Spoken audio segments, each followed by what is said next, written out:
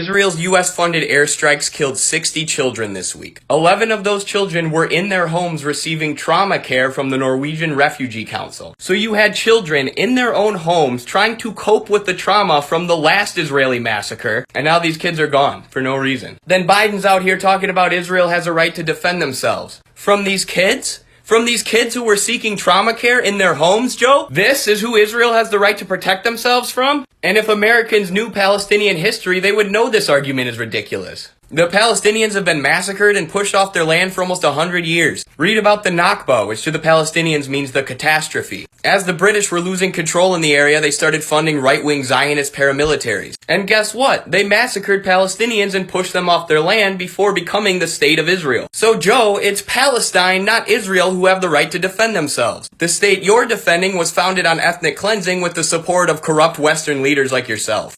Obviously, I'm not the biggest AOC person. I think her socialism is based off morality. Whereas I would argue, at least as a political leader, you need theory or a scientific understanding of politics. And her lack of theory or principles has caused her to do some weird things in Washington, moving closer to the center. But what she's doing right now in response to the violence in Palestine is amazing. Calling out Biden by name in public, asking how he can claim to stand for human rights while he supports an apartheid state. This is why people voted for you, AOC, so you can call out your fellow Democrats when they try and spend $3 billion of our tax dollars funding apartheid states. Enough opposition within the party may force Biden's hand. So call your representatives. Tell them you don't want your tax dollars going to kill Palestinian children. And Rashida Tlaib, Ilhan Omar, AOC, please keep calling out these right-wing imperialist Democrats on their heinous crimes. Don't let them shut you up with smears like last time. Opposing apartheid is not bigotry. But more of our only means to survival. The second I give up and the second I lose hope. So this week I've been reading a lot of stuff written by Palestinians and talking with a lot of them to make sure my videos about their struggle are accurate. And one thing that's been very striking, and I found this to be the case when talking with socialists outside the US a lot, is how well educated they are on their own struggle and how other countries view their struggle. And they're so aware of all the economic, sociological, and political factors that contribute to their situation. So this reminded me of our boy Che Guevara's theories about guerrilla warfare. His theory was that engaging in the struggle fighting against colonialism and capitalism actually forces you to adopt the socialist or communal ethic because you're giving your life for what you believe in. He believed that the struggle itself was very important. And as Shatha says in her video, Palestinian people don't have a choice. They either have to fight or die. And that's why there are so many Palestinian activists who are some of the most well-read, inspiring people you'll ever meet in your life. They've been formed in the struggle.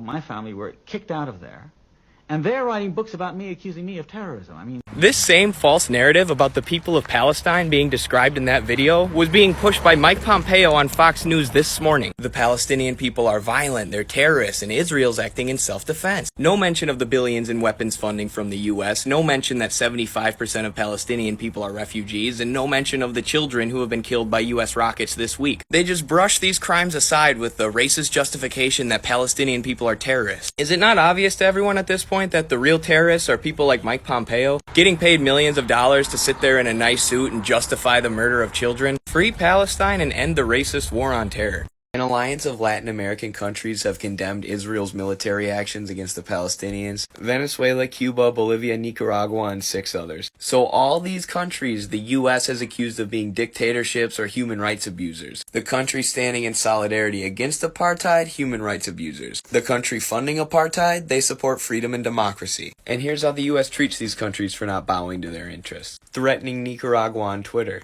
Killing Venezuelan civilians with sanctions, designating Cuba as a terrorist state, and of course they overthrew Bolivia's government, replacing them with right-wing Christian fundamentalists who had 13% support, because that's what democracy's all about. Shout out to these countries for showing solidarity with the Palestinians, and if you live in the US, can we do something about our government, please? Obviously, Bolivia is not the human rights abusers, okay? It's us.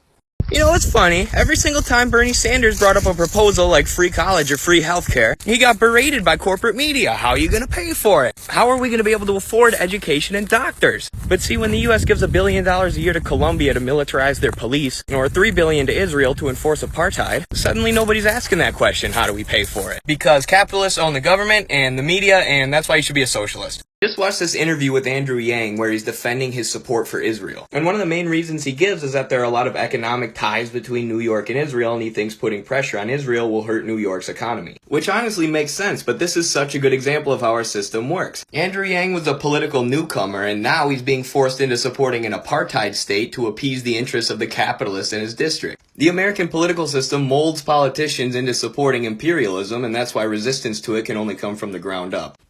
CNN's reporters had to take cover from missile fire while reporting in Gaza, and Anthony Blinken, Biden's Secretary of State, said both sides need to de-escalate, but Israel has the right to defend themselves. Oh yeah, Anthony, is Israel leveling homes with missiles they got from the US government what you call self-defense? Here's a recent video of a security guard evacuating a building before the IDF blew it up. Is that what you call self-defense? This isn't a two-sided conflict. This is an ethnic cleansing that's both funded and supported by the US government. They're acting like these souped-up fireworks from the Palestinian resistance are the same as the Israeli rockets purchased from the military-industrial complex. But this is how corporate media works. They'll show you the bad things happening around the world. They'll show you the violence that's happening in Israel. They just won't tell you that the US has spent $3 billion a year to fund and support that violence. Or that this has been happening for over 50 years. Like CNN says in this segment, they need to de-escalate before it's too late. What is too late? 75% of Palestinian people are refugees. Over 20 people were killed this week, including multiple children. It's already too late. Free Palestine. How can people still argue the US supports freedom and democracy? Look at the governments the US is supporting right now. Billions to Israel so they can enforce apartheid and have dance parties after evicting Palestinians from their homes. And the US gives millions of dollars to Colombia for peace implementation? Oh yeah, is that what you call shooting protesters? Or how about Saudi Arabia's genocide that we're funding in Yemen? The one Biden promised to stop funding and then just didn't? Not only does the US not support freedom and democracy, but we actively prop up the most despotic governments around the world. But at least we have a Democratic president dropping the bombs now. I could stand Trump's bombs, but not his mean tweets.